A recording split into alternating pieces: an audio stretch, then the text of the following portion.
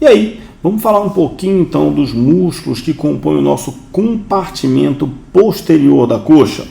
Esses músculos são extremamente importantes e normalmente, clinicamente, eles são muito relevantes. Por quê? Porque é muito comum a gente apresentar lesão de posterior de coxa, ou seja, lesão de músculos posteriores de coxa.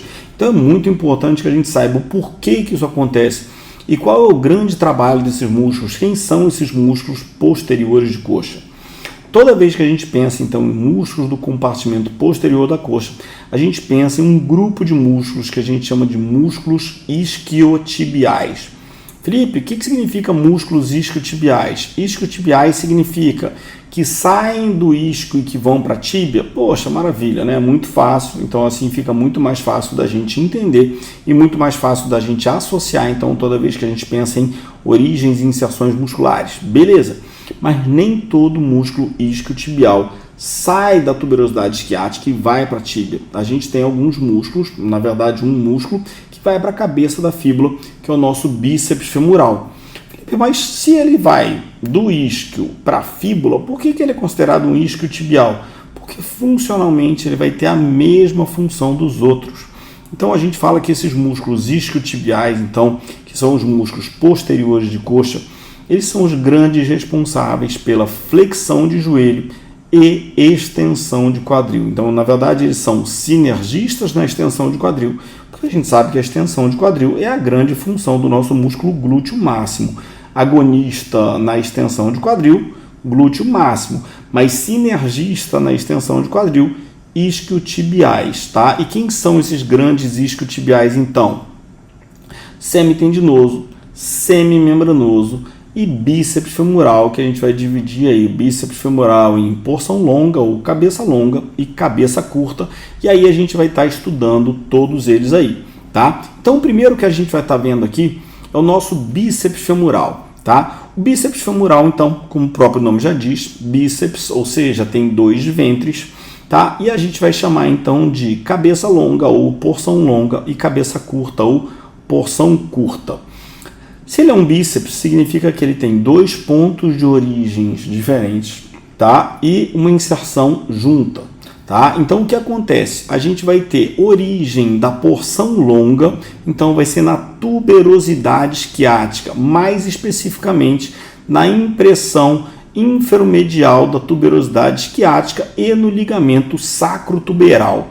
Esse vai ser o nosso ponto de origem, então, da nossa porção longa do nosso bíceps femoral, músculo extremamente importante clinicamente. A gente vai estar falando isso já já, por quê? E a porção curta?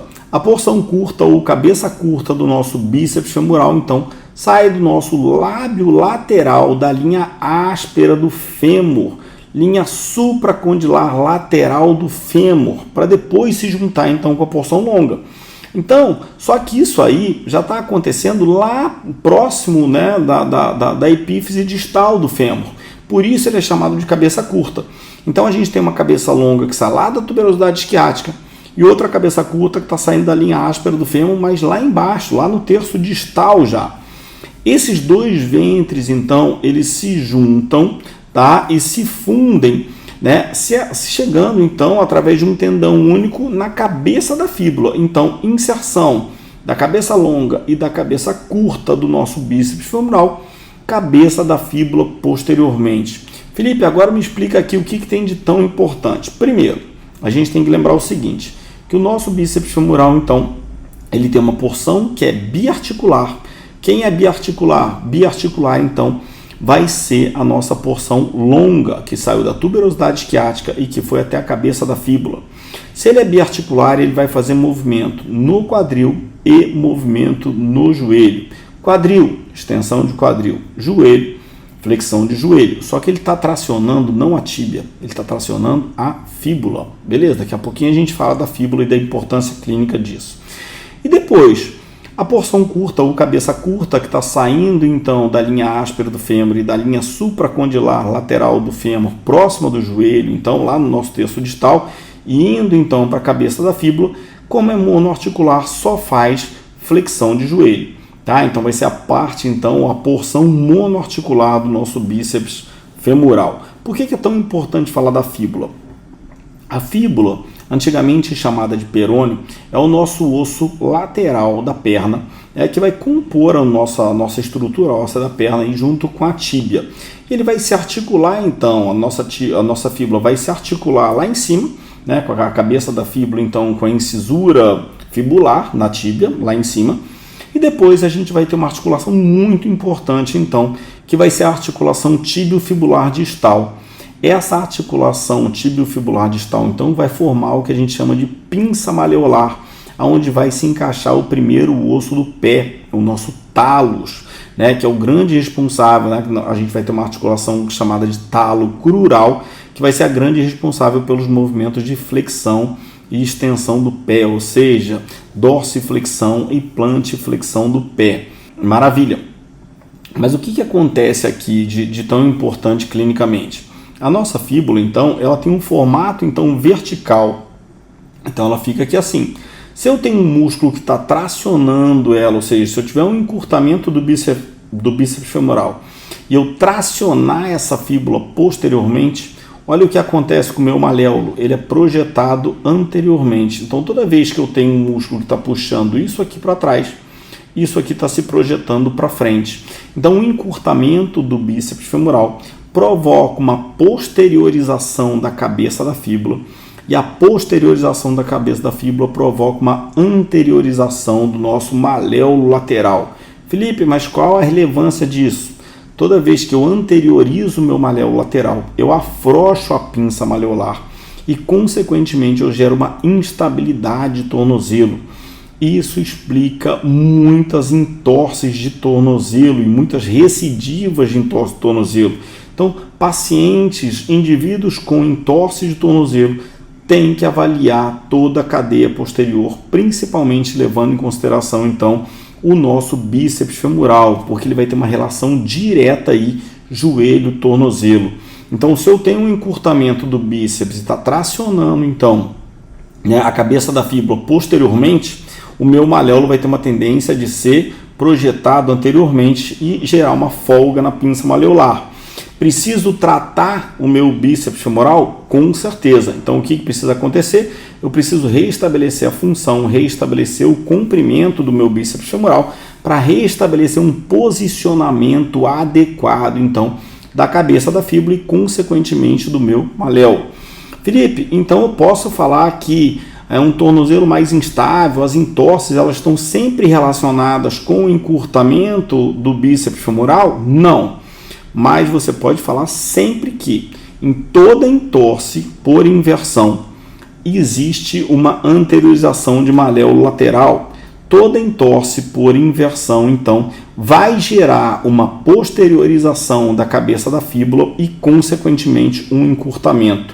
Então, todo indivíduo que tem entorse de tornozelo, tá? A causa pode até não ser o bíceps femoral, mas ele vai estar retroalimentando a lesão. Então, todo indivíduo que tem entorse por inversão de tornozelo tem que tratar e tem que acompanhar e tem que dar uma olhada com muito carinho, então, no nosso músculo bíceps femoral. E por isso ele é tão importante, por isso que a gente está começando falando dele aqui, quando a gente pensa em músculos do compartimento posterior da coxa, ou seja, nossos músculos, então, isquiotibiais, porque ele vai ter essa característica mais específica, mais marcante, que vai diferenciar ele, então, dos outros isquiotibiais. Depois, continuando aí os nossos músculos isquiotibiais, a gente vai falar, então, do músculo semimembranoso, também conhecido como semimembranáceo. Tá? Aí a gente vai ter dois músculos meio parecidos, o semimembranoso e o semitendinoso. Parecidos funcionalmente, tá? A gente vai ver daqui a pouquinho. O nosso semimembranoso ou semimembranáceo, ele vai ter origem na impressão superolateral da tuberosidade isquiática, ou seja, sai lá da tuberosidade isquiática também, por isso que é um isquiotibial. Inserção côndilo medial da tíbia. Função dele, então, a função no quadril, extensão e rotação interna de quadril. Função na articulação do joelho, então, flexão e rotação interna da perna. Rotação interna da perna, só lembrando vocês, rotação interna da perna significa uma rotação interna da tíbia durante o final da amplitude de flexão de joelho, sempre lembrando, tá? Mas o que você aqui que é mais fácil lembrar, tá? Função dos isquios tibiais, todos. Bíceps femoral, é claro, cabeça longa, né, que é biarticular, porque a cabeça curta só faz flexão de joelho, tá? Então, bíceps femoral, cabeça longa, semitendinoso, semimembranoso, tá? A função agonista na flexão de joelho, sinergista na extensão de quadril. Só que aí tem essas outras características que a gente vai estar falando quando a gente for dissecando e falando mais especificamente de cada um dos músculos. Tá? E depois ele também vai ter uma importante função na estabilização da pelve, ele vai ser um dos músculos estabilizadores da pelve, também sinergista, é claro, do nosso glúteo médio, grande responsável pela estabilização da pelve. E a inervação do nosso semimembranoso, então, tá? Ele vai ser inervado pela divisão tibial do nervo ciático, mais especificamente raízes de L5, S1 e S2. Tá? Então essa vai ser a nossa inervação do nosso músculo semimembranoso ou semimembranáceo. E aí depois a gente vai ter o outro músculo então que vai formar então, que vai compor esse nosso compartimento posterior. Falamos do bíceps, né? Depois falamos do semimembranoso e agora o semitendinoso que eu deixei por último, porque o semitendinoso ele compõe junto com o grácil sartório a nossa pata de ganso, tá? Ou seja, ele vai ser um dos músculos que vai se inserir lá no tendão da pata de ganso, no compartimento medial lá do nosso joelho, mais especificamente abaixo do côndilo medial da tíbia. Então, qual vai ser a origem, então, quando a gente pensa no semitendinoso? Origem, tuberosidade isquiática. Então, lembra, né? Tem dúvida? Isquiotibial, posterior de coxa, origem, tuberosidade isquiática. O que vai mudar só é o pontinho. Qual vai ser o ponto específico de origem lá do semitendinoso ou semitendíneo? Impressão posteromedial da tuberosidade isquiática. Ponto, né? Mas na verdade é a tuberosidade isquiática. Inserção dele, então, ele vai se inserir através então do tendão da pata de ganso na extremidade proximal da tíbia, logo abaixo então do nosso côndilo medial. E a grande ação dele, então, tá? Ele vai ter uma ação muito importante na articulação do quadril, extensão e rotação interna de coxa, vai ter também uma função de estabilização de pelve e vai ser um dos músculos flexores do joelho e vai atuar também como um estabilizador ali quando a gente pensa nesses movimentos então de rotação interna da tíbia durante o final do movimento de flexão do joelho. Mas, pensando de forma geral, né, semitendinoso faz flexão de joelho, um dos agonistas na flexão de joelho, e extensão de quadril, um dos sinergistas lá na extensão de quadril, sinergista do nosso glúteo máximo. Tá? E a inervação dele, ele vai ser inervado então pela divisão tibial do ciático, L5, S1, S2. Felipe, por que você tinha falado então que o semitendinoso é parecido com o semimembranoso? É muito parecido, ó. Inervação vai ser a mesma, semitendinoso e semimembranoso são inervados pela divisão tibial do nervo ciático, ou seja, níveis medulares L5, S1, S2. Todos eles, então, saem, né, ou seja, possuem suas origens, né, na tuberosidade isquiática. Os dois, eles são agonistas na flexão do joelho e sinergistas na extensão de quadril. A grande diferença, então, é que o semitendinoso ele vai medialmente e medialmente, então, o semitendinoso ele vai compor o grupo dos músculos que a gente chama, então, de músculos da pata de ganso, juntamente com o grácil e com o sartório. E com isso a gente fecha, então, os nossos músculos do compartimento posterior da coxa, mais conhecido como músculos isquiotibiais, que a gente tem uma tendência de ter encurtamento, né? Principalmente os homens têm uma tendência de ter encurtamento, então por isso a gente precisa trabalhar com carinho toda essa musculatura.